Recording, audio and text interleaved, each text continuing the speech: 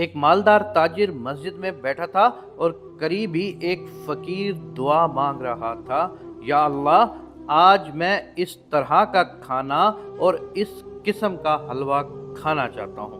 تاجر نے یہ دعا سن کر بدگمانی کرتے ہوئے کہا، اگر یہ مجھے کہتا تو میں اسے ضرور کھلاتا، مگر یہ بہانے سے مجھے سنا رہا ہے تاکہ میں سن کر اسے کھلا دوں، واللہ میں تو اسے نہیں کھلاؤں گا۔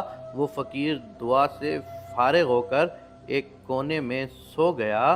کچھ دیر بعد ایک شخص کھانا لے کر آیا اور فقیر کو ڈھونڈ کر جگایا اور بڑے ادب سے کھانا اس کے سامنے رکھ دیا۔ فقیر نے اس میں سے کچھ کھایا اور بقیہ واپس کر دیا۔ تاجر نے دیکھا تو یہ وہی کھانے تھے جن کے لیے فقیر نے دعا کی تھی۔ تاجر نے کھانا لانے والے کو اللہ کا واسطہ دے کر پوچھا، کیا تم انہیں پہلے سے جانتے ہو؟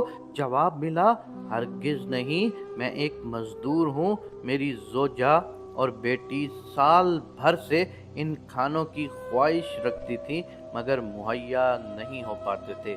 آج مجھے مزدوری میں ایک مسکال یعنی 4.5 ماشے سونا ملا تو میں نے اس سے گوشت وغیرہ خریدا اور گھر لے آیا۔ میری بیوی کھانا پکانے میں مصروف تھی کہ اس دوران میری آنکھ لگ گئی۔ آنکھیں تو کیا سوئیں، قسمت جاگ اٹھی۔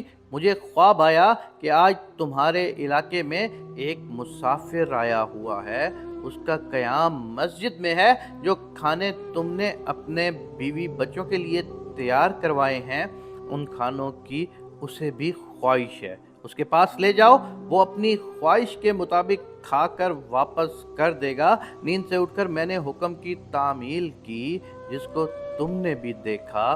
تاجر کہنے لگا، میں نے ان کو انہی کھانوں کے لیے دعا مانگتے سنا تھا، تم نے ان کھانوں پر کتنی رقم خرچ کی؟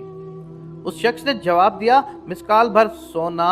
اس تاجر نے اسے پیشکش کیا کہ ایسا ہو سکتا ہے کہ مجھ سے 10 مسکال سونا لے لو اور اس نیکی میں مجھے 1 قیرات کا حصے دار بنا لو۔